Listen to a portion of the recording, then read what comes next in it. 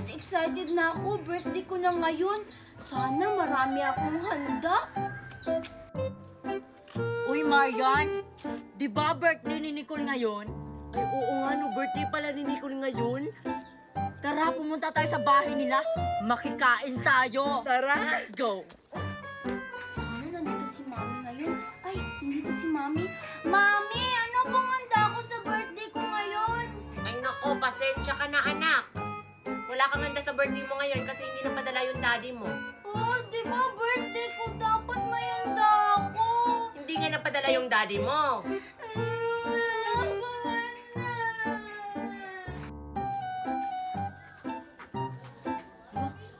Saan papunta si Nicole?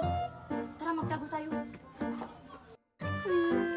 Wala akong handa sa birthday ko.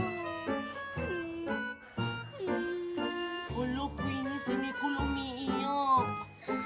Oo nga, hindi naman yan ganyan kapag birthday niya. Baka wala siyang handa. Isusurprise na lang natin siya para hindi siya malungkot sa birthday niya. Oh, sige, tara. Tara.